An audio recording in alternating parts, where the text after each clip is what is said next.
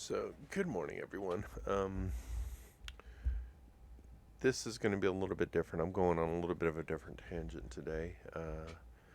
I want to talk to my fellow panda cubs, but I'm going to be posting this on my page instead of on panda droppings, and I will tag it into panda droppings because this is more of a point of contention of what I'm going to be discussing in my classroom about kind of just censorship and just perception, the way that we kind of unpack things and think about things on a regular basis.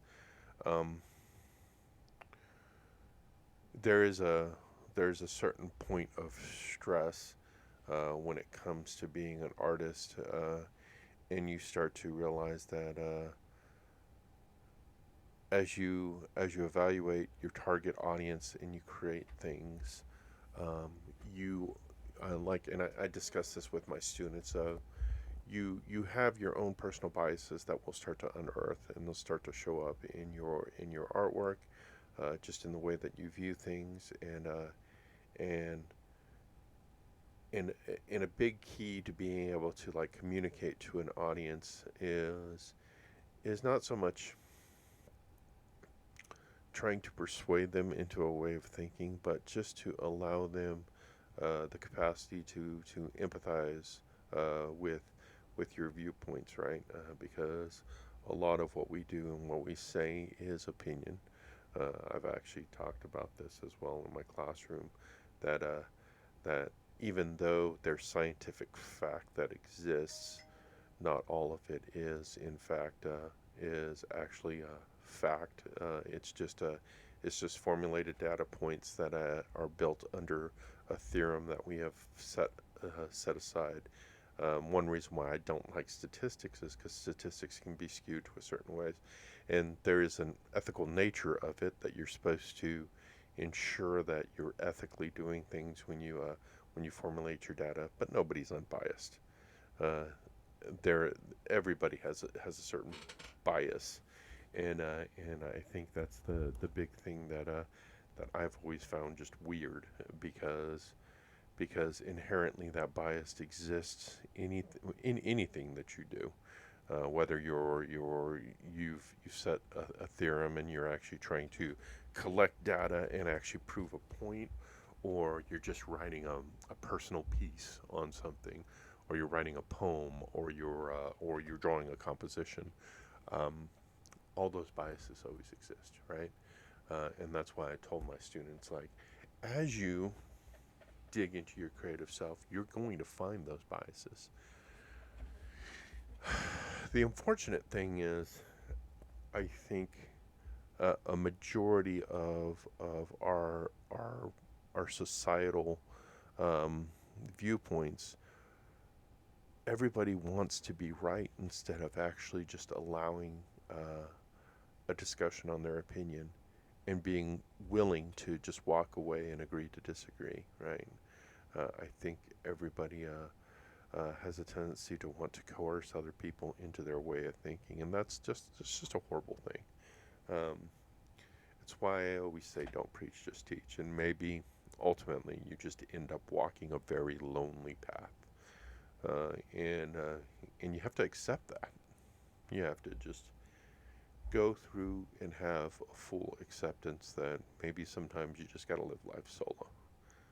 Um, I've said before to my kids that that there is there is a lot to be said in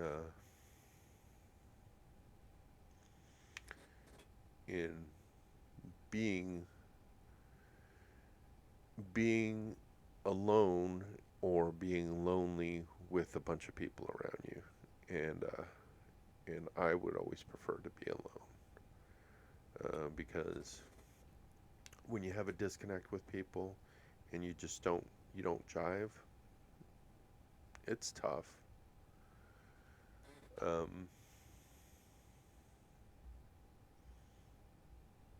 yeah. The biggest thing is you should always try try to find your people and do right by them. Be kind and do what you think is the best thing moving forward, uh, and trying to take care of people. Um, yeah, there's a lot welling up inside me right now.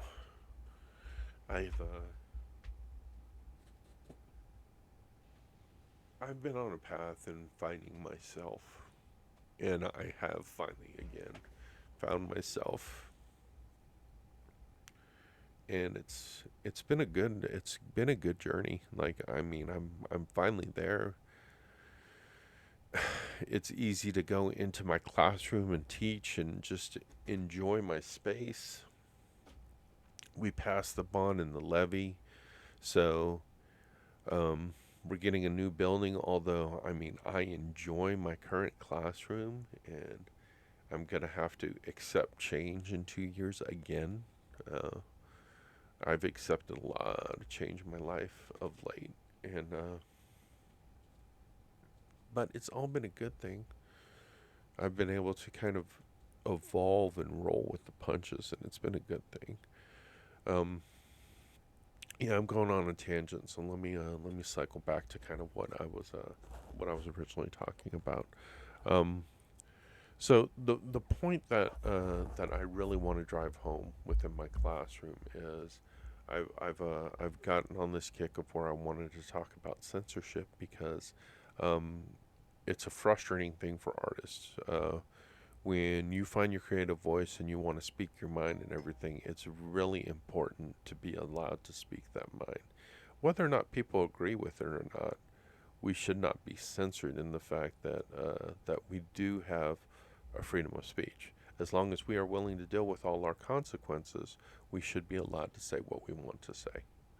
Um, and there should never be individuals that try to curb that, because if they feel differently, they should be able to stand up and say the differences of why they feel, what they think, and why they see it a different way, and not keep you handcuffed or keep your mouth closed because they don't agree with you. That's just wrong. Um, it's happening currently in politics, but it's always happened in politics, especially in the U.S. Just because um, there's a specific narrative that's always been presented with our country, and it's very righteous and noble. And if you believe that it is either red or blue state, you're highly mistaken. The powers that be that exist in our country are one unit. They just act like they're two different things. Um, they have they have controlled us for a long time, and whether or not you want to accept that or believe it, it is what it is. It's not a conspiracy theory. It's just reality. Uh, you don't have power in your voice. You have to just trudge along and be your 9-digit number that you are. Maybe they'll give you a little bit of a taste, but it's only to manipulate you and guide you into a way of thinking. They're always in control, and this ominous they is the individuals with power. However, they have that power. However, it usually resides in wealth of some sort. Unfortunately, monetarily, if it was wealth and character, then we wouldn't have these kind of issues. Um, but yeah, it exists in the fact that there is a controlling entity that that is in our country, and it always has been. So that really leads back to this whole presence of censorship, right? I had a discussion about like why I need to be censored, and it's the reality. Like I did a degree in instructional design, and with my degree in instructional design, there's a big part of it that you have to evaluate and assess uh, your instruction if it's viable, and that viability actually exists on what you present to the stakeholders, the people paying your research, right? Um, if if the people that are paying for your research don't think it's necessary, it's never going to happen. No matter how well thought out and how in depth it is and how much it needs to exist, if you don't have people that are willing to buy it, it probably shouldn't be made in the first place. At least that's the way that America looks at it. And that's the unfortunate thing. On the flip side, there is always the existence of art for art's sake, right? So maybe we should be allowed to just create. But when you're just allowed to create, who the hell's going to pay for it? And I think a huge thing that happens, especially in social media, is is we have a lot of people that do things that are not sustainable because they're just allowed to kind of indulge in things that aren't practical for professional purposes and for other things like that. So they lose sight of that reality of, like in our country, being a 9-digit number and just doing your damn job. Um, and that becomes kind of the bigger point of contention when it comes to creating art, right? Um, we have a lot of people that go to art school. It's expensive as shit, and and are they actually going in with the ability to end up uh, being able to generate sustainability for themselves? Um, Ultimately, like I've told my own kids, the biggest goal in life, unfortunately, is to be self-sufficient and be willing to take responsibility for your actions of what you do on a regular basis. A lot of people lose sight of that, especially in our country. Um, the arrogance of the average American is horrible. I saw it when I was in the military, and to this day, I see it. You know, see it on social media, see it everywhere. Um, we are we are a populace of people that think that our shit doesn't stink and we can walk around just like smacking heads and doing whatever we want. It's a stupid way to look at life. Um, this is just my personal opinion, but it is what it is. But let me cycle back to my original thought of really a big thing that's going to happen in my classroom is I'm going to be talking about censorship and how that exists and kind of keeping an open mind about it. But the goal is really kind of presenting this idea of censorship, but knowing that uh, we have a controlling body, the stakeholders being our board of directors for the school district that pay our bills, not just my bills, but but everybody that works within that campus. We all have to answer to a higher power. Unfortunately, we can't just run around saying what we want to say because we do we do have to honestly be be thankful for the fact that we get a paycheck each and every day, and that's a reality. So when I present this type of information to the students, I have to give them the understanding and the reality of why censorship exists and how it exists. A big and I'm going to post this with my post itself. I took a picture of like the information I put on the board just starting out. We're going to talk about how censorship exists in all different countries, and then ultimately, it's it's kind of a it's kind of a think piece because this is along the lines of even just what I do in my classroom on a regular basis because I have them use a SAM, which is their sketchbook, and I call it a sketchbook because I mean it's art class, right? It's design and art class, but it's not a book that they have to sketch in. It's more like an unpacking of thoughts. Think more like Da Vinci's diaries, right? Like just a way to kind of think and feel and understand the stuff around you. So maybe it's just written word, maybe it's a poem, maybe it's a song lyric you hear, maybe it's just a brain bug that's been eating at you that you want to unpack and think about, right? But the I have a SAM prompt that's built off this whole idea of censorship, and I can't remember exactly how I stated it, but I was saying that is censorship. I think I actually I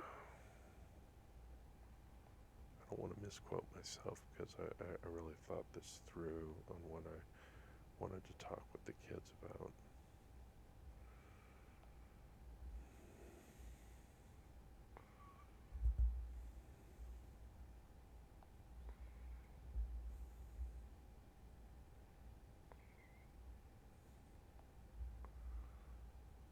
Okay, so my SAM prompt for them is, does censorship breed misbehavior in plain sight?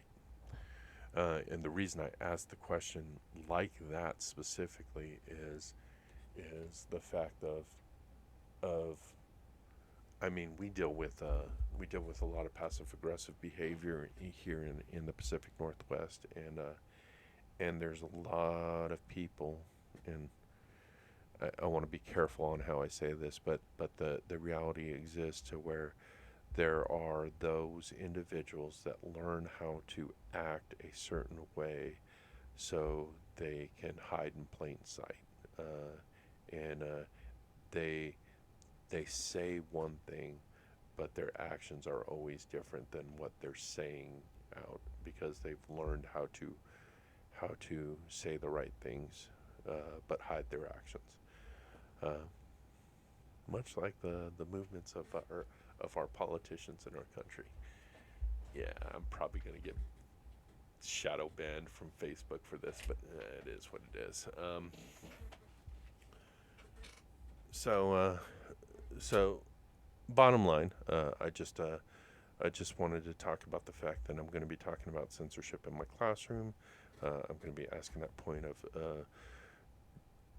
does censorship breed misbehavior in plain sight? A lot of times we question the existence of censorship, like calling things taboo. Does it affect the way that our children actually go throughout the day? Because another thing that I'm gonna, and it's an art piece that I've been working on. It's kind of I do a very street art style thing. So I'm gonna make this art piece that says sausage brings the sauce to the sausage, and it's this sausage holding a squirt bottle and putting sauce on the ground. But I'm just going to present that kind of poster and ask the kids like what how does this poster make you feel, and is it wrong, is it something that should be censored, and the whole point I'm doing it like that is because I know with my students being high school kids, there is going to be a certain sense of maturity that is going to have some of them jump to the wrong conclusions and make stupid jokes and make idiotic jokes in a way that can open up other lines of discussion, and that's the big thing of why censorship probably exists in America, or it might be the result of censorship existing in America, and that's that kind of dichotomy that we can start talking about, because um, maybe you have people that are saying we need to censor our high school students because they just don't have the maturity level to be able to unpack information in such a way. On the flip side, maybe the fact that we've been censoring our societies for so long, it's causing our high school students to be too immature. And the reason that I want that dichotomy presented in the classroom is so we can have a real, true, open discussion about it. Because in Europe,